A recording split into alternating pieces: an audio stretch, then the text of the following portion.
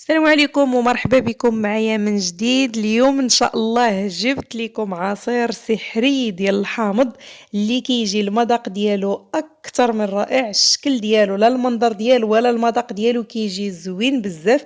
الفيديو اللي كان سبق لي وحطيته في القناة حصل على اعلى نسبة ديال المشاهدة. فيديو اللي الصراحة اللي شاف المكونات ديالو اللي اقتصادية جدا جدا جدا كيزعم وكيجربو وما كيندمش انه جرب هذا العصير هذا هو الوقت ديال الحامض. السيترون الحمد لله موجود عندنا في المغرب. يلا هم معايا باش تشوفوا المكونات ديال هذا العصير وفرجة ممتعة. نبداو هنا بسم الله على بركه الله. بالنسبه للمقادير اللي غنحتاج لهذا العصير غنحتاج هنا الحاجه والمكون اللي اساسي ورئيسي هو السيترون دابا راه الوقت ديالو الثمن ديالو جد مناسب، والسيترون ديال هذا الوقت عامر بالماء. خديت هنا 3 ديال الحبات ديال السيترون كيف ما كتشوفوا. غناخذ 2 ديال الياغورت بالنكهه ديال الفاني، تكون النكهه بحال هكا شويه مجهده فيه. غنحتاج هنا 2 ساشيات ديال سكر فاني حتى هما باش كيعززوا ليا هذيك النكهه وكتجي عاطيه بزاف. هنا كيف ما كتشوفوا انا باغا نحضر كميه اللي هي كثيره ديال العصير، داكشي علاش كتشوفوا المكونات عندي مضوبلين. اللي بغات تحضر فيكم غير النص ديال الكميه دير غير النص ديال المقادير. ندوزو دابا باش نبداو في التحضير ديال هذا العصير. غنبدا هنا اول حاجه غناخذ الحبات ديال السيترون اللي سبق وغسلتهم مزيان بطبيعه الحال. غناخذ هكا الا كانت فيها بحال هكا شي طريبات ولا شي حاجه غنحيدهم.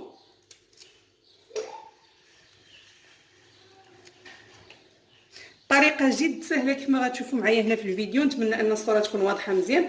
غنبدا اول حاجه كنقطع بحال هكا. كاين واحد النوع ديال السيترون اللي ما فيهش العظام، هذاك من الاحسن. هنا كيف ما كتشوفوا ها هي خرجات هنا ما فيهاش هكا العظام. وكاين شي سيترون اللي كيخرج الصراحه فيه العظم، يمكن الى البلدي واقيلا ولا ما عرفتش كيفاش. هنا كما شفتوا غنقطع هاد السيترون ديالي، غنقطعوه على هاد الشكل هذا. غنحاول هنا انه نقطعوه طريفات صغار باش يتطحن ليا هكا مزيان في الخلاط الكهربائي. بهذه الطريقه غنستمر غنقطع هاد السيترون كامل وغنعاود نرجع معكم. هنا كيف ما كتشوفوا هاد الحبه هذه ديال السيترون خرج ليا فيها بحال هكا العظام. ضروري خاصكم تنقيوه من العظام بحال هكا، لان هاد العظومه هادو هما اللي كيعطيونا المراره في العصير. خاصكم تنقيو هكا منها العظيمات، وعاد داك الساعه تقطعوها بهذه الطريقه هذه. هنا كيف ما كتشوفوا من بعد ما نقيت هذاك السيترون ديالي كامل من العظيمات ديالو وقطعته بحال هكا على هذا الشكل هذا. دابا درتو في الكاس ديال الخلاط الكهربائي. غنزيد عليه الماء، غنزيد عليه هنا الماء ما غنزيدش الماء بزاف باش يتطحن ليا مزيان. غنطحن الخليط ديالي ونعاود نرجع معكم. من بعد ما طحنت بحال هكا القطع ديال السيترون ديالي طحنتهم مزيان مزيان، غناخذ دابا واحد الصفاي وغنبدا كنكب باش يهبط ليا غير العصير، وهذوك القشور وداكشي كامل غيبقى ليا الفوق.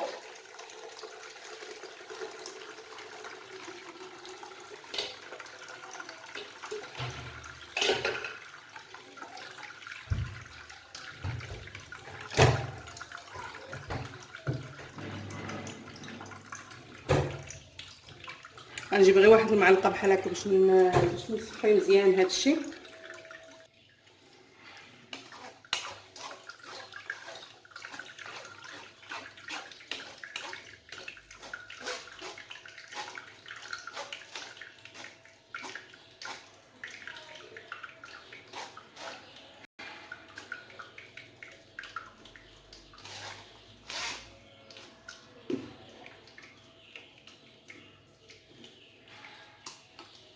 غنتسنى دابا على هاد العقده هذه ديالي حتى تسقطر مزيان ونحيدها نعاود نرجع معكم. هنا زدت شويه ديال الماء، كبيته غير هنايا في هذا الكاس هذا ديال الخلاط الكهربائي، وغنعاود نكبو هنايا باش هاد العقده ديالي هذه كتصفى ليا هكا من داك العصير ديال السيترون اللي كيكون مازال فيها وما كيضيعش لينا.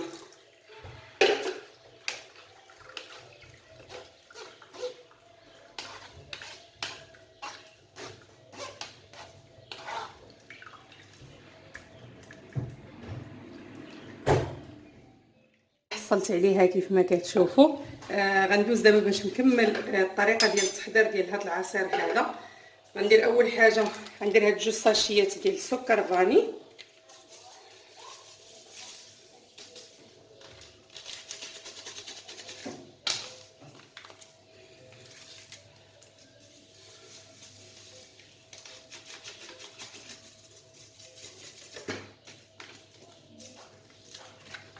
وغنضيف هاد 2 ديال الياغورت،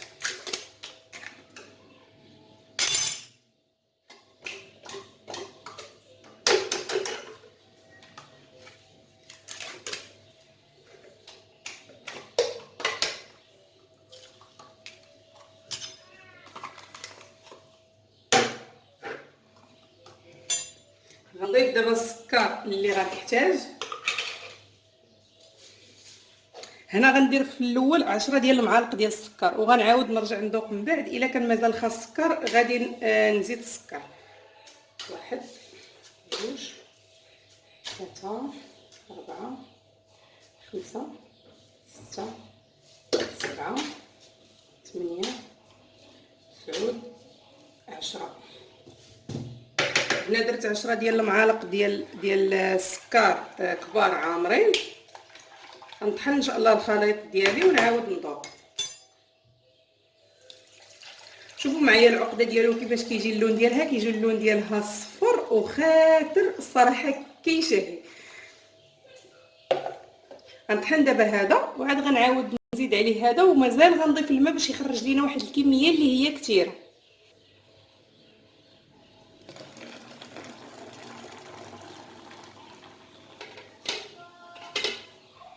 انا غندوق معاكم الحلاوه المذاق ديالو واش هو هذاك ولا مازال خاصو شويه ديال السكر. شوفوا معايا كيفاش كيجي القوام ديالو خاتر. بسم الله، المذاق ديالو رائع رائع. مازال خاصني نزيد واحد شويه ديال الماء. وهذا هو الشكل النهائي ديال العصير ديالنا ديال السيترون اللي حضرت معكم. العصير السحري هكا كنبغي نسميه انا.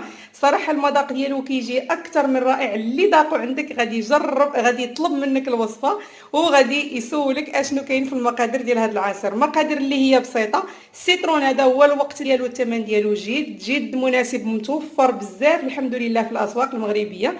نتمنى انكم تجربوا هذه الوصفه هذه ديال اليوم. كل شيء يتبرع وينتعش مع هذا العصير هذا.